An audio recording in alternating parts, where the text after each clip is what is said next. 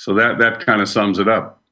And then 1 year later, Sri, 1 year later, there are two separate assassination attempts on Jerry Ford's life by members of the Manson family. I think Elizabeth Moore, Lynn Squeaky Fromm. And so years after that, now I'm working on the book Serial Killers with my writing partner at that point, Joel Norris. This was in the 1980s, 85-ish.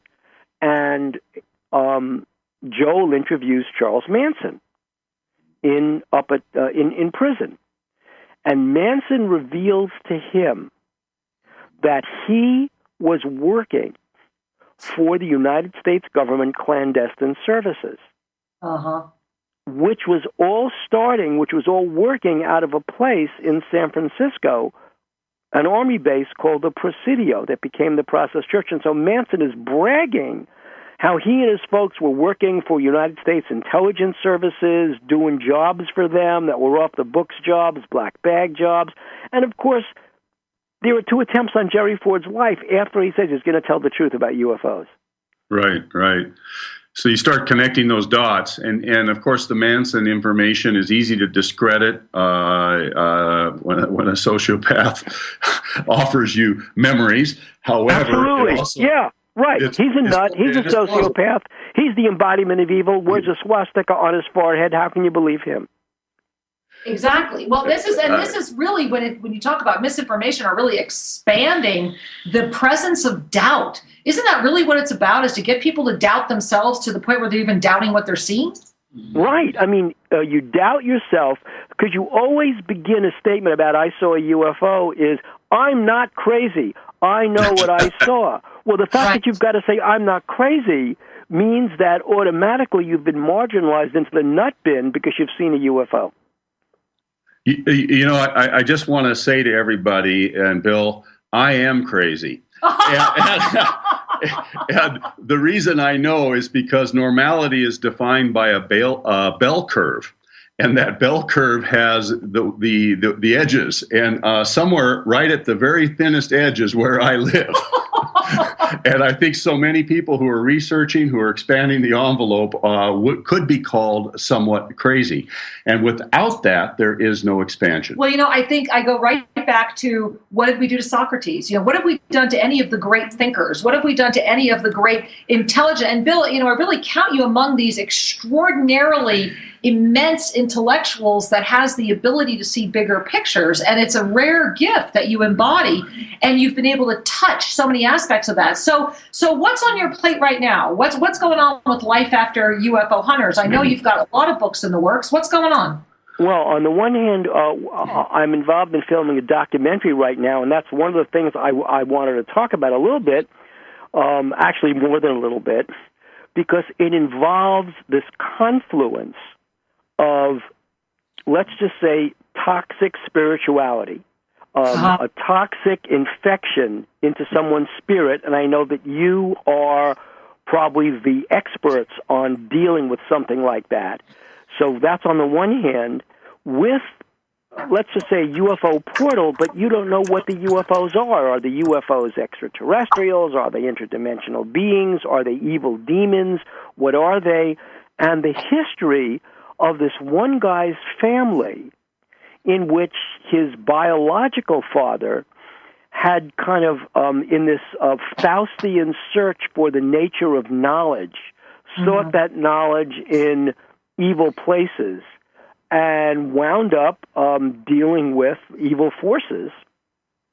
And in so doing, I believe, affected, or better term is infected, the lives of a bunch of people around him, especially a very spiritually sensitive son who is now grown up to be plagued by what he says are demons. I've seen some of the videos of this guy, some demons, things flying around his room. He's the subject of UFO. He's the object, not the subject, the object of UFO abductions. And so we're doing a documentary and I've seen some compelling footage already of craft But what we want to do is set up a night shot, go to the place in the woods where this person says he's encountered these beings, set some cameras up so we can capture on video, but at the same time deal with his own, I'm calling it a spiritual affliction. And it's a story really that I'd love to hear your comments on this story. This person had, when he was a teenager, a young kid, basically, he had a very bad concussion, and that affected his pineal gland, and they discovered a growth on his pineal gland. Well, you know, the pineal gland affects the flow of melatonin and serotonin, two opposite kinds of neurochemicals that control the sleep and dream cycle. So they control hallucinations as well.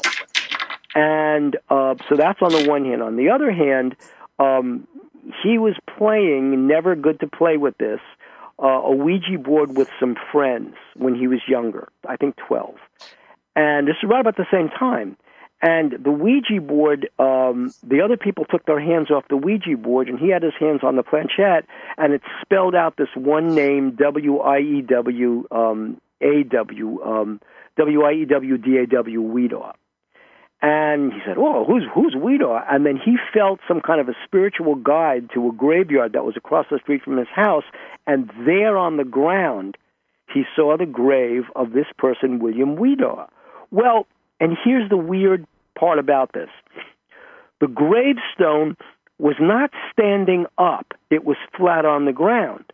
But the gravestone was triangular like the planchette of the Ouija board. Oh, interesting. That's fascinating. Well, you know, there's a couple of comments I want to add to the conversation. The two things. One of them is that the field of spiritual interference has long been discounted. You know, there's a book I read when I started to drift out of more conventional psychology. I believe the author's name was Modi, as an Indian PhD, and she studied the inmates in psychiatric institutions, looking at their drawings.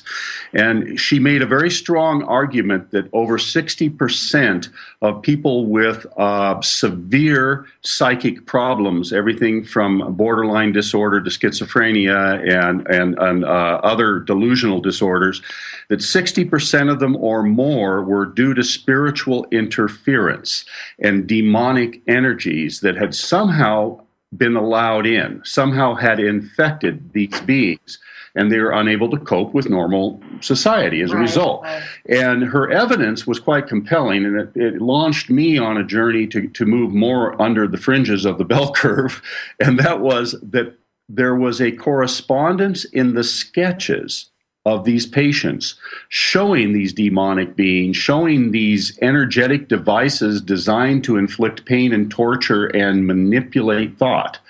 And she continued to ask patients to make sketches, and people in different institutions drew some of the same beings. So that was quite fascinating. And you could say collective unconscious, you could come up with all kinds of perspectives to make sense out of it. However, the thing I know from our spiritual journey that Kira and I share is that the world of ghosts is quite real. Oh, yeah. The world of what we call the astral plane, the plane of disincarnate energies that are carrying consciousness, energies that you might say didn't go to the light and transmute. Well, you know, Sri, this reminds me in a small way, Bill, I don't know if you're aware, but when I lived before, I always call it pre-Sri, right before I met Sri, I was actually on retainer for a chain of nursing homes in the Denver area, and I don't want to release who they were. And the reason I would show up is because they had so many suicides and so many people that were angry when they transitioned that they were literally stuck in the halls there. And I mean, you know, a lot of people would be stunned that they had a woman on retainer. And I would go into basements where the janitors refused to go because things were flying around, where there were people who absolutely didn't want to deal or interface with people that were quote unquote being possessed in certain rooms that they would put new patients in. And I can share with you for a fact that I have cleared at least 5 nursing homes of disincarnate energy. It's quite a real phenomenon. And so this tragic person that you're describing, two things. One, I see a lot of things actually. Yeah, I mean, there's a gift. There's a gift of that he is. Did you catch that, Bill? I didn't catch the end of what you said. Oh, okay. Well, what we're wondering now is that you're bringing forward the story of this young man, we're ecstatic that you're doing this. And we see so much truth in this story and in the hypotheses. And he can break through this. Here's the irony of it, Bill, and you might already have discovered this on your own. Someone like this has great potential to actually not only heal, but become a radiant example of healing through that process. So when is this documentary going to come out? Well, we're shooting it now. I'm hoping it's going to be out next year. But let me tell you the other part of the story. So this person's biological father had this Faustian attempt to communicate with the dark side. Yeah. And he had this trunk of all these books about evil, these talismanic things. And this father was a really nasty, just a spiritually nasty guy. He'd been taken over, right? And he divorced the kid's mother, and then he moved to and this is a small town in northern Pennsylvania. So he moved to one place, but they were in the same town. Well, the mother married this really nice guy, an ex-Marine, who's also spiritual. He told me, I met him. He said, I see ghosts. I see ghosts of people who have recently departed who communicate with me, and so they tell me they're okay, and so I know there's another world. I know there's another reality. So he's a very spiritual guy, and but he was a black belt guy. He was in Marine Force Recon, so you can imagine what this guy did for the military. So the biological father of this kid, who's already had this spiritual experience, he goes to their house and he wants to give this kid a gift, and they're saying, no, we don't want this kid having his own TV. They have a big fight. So the father takes, the stepfather takes the biological father out, beats the crap out of him, and the father goes away. And my thought is that what the biological father did, since he was into the practices of black arts, he might have put, even if it was unwillingly, even if it was not volitional, but his angry spirit put, I'll just say the word curse on both the stepfather and his own son. Then in trying to exert his controlling influence, he exerts control over this woman who's living with one of his old friends from high school. She falls in love with this guy. He doesn't want to fall in love with her, and he falls in love. And he's trying to fend her off. But she basically is leaving this one guy for him. So the guy she's leaving, also not a guy who's in control of his impulses, kills the biological father. Okay, so now you've got a murder. You've got a love triangle. You've got guy practicing the black arts who's now dead, so there's now this gaping hole in that reality. Well, the kid had this person's, his biological father's box. That was his inheritance, this box of all this evil stuff, and he gave it to and he's looking for exorcisms, and he's looking for all kinds of things from the church, but there are a lot of priests who refuse to deal with him. Oh, I can. It's the policy of this diocese. We don't do exorcisms here. I'm not a qualified exorcist in the church. Let me find you someone. So my thought was, talk to a psychiatrist. Psychiatrists have said, well, there's nothing I can do because in the DSM, there's nothing about UFO encounters. I can talk to you about paranoia. I can talk to you about schizophrenia. I can talk to you about borderline personality, but I can't talk to you about UFO encounters or interdimensional beings or evil. Can't talk about that. There's a chicken or egg situation. It is a chicken or egg, and we're getting really close to the end of the show. So here's my thought. So this is what we're doing. So here's my thought.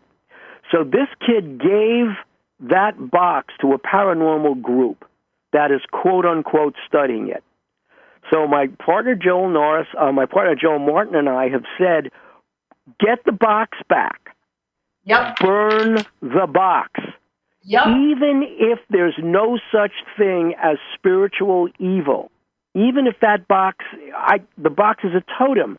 So even if all we're doing is making a statement about what would affect you psychiatrically as opposed to spiritually, just burning that box might be enough to convince you, in kind of a Dr. Bernie Siegel way dealing with placebos, that you're going to be healed.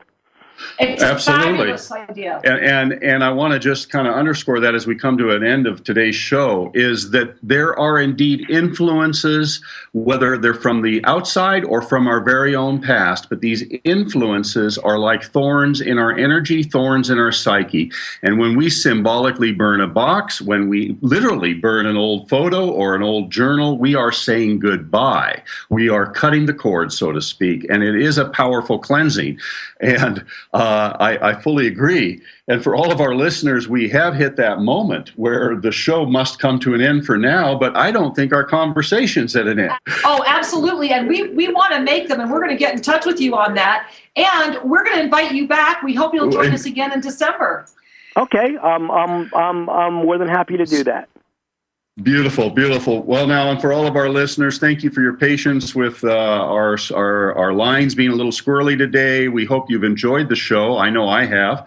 And we look forward to reconnecting with you again next week. And we'll continue our conversation with Bill in December. But until we have the blessing of being with all of you next week, may you know that all is truly well. Thank you for joining us at Shri and Kira Live. To have your questions answered, send us an email to guest@shriandkiraradio.com and check out more information at shriandkira.com. See you next week. Namaste.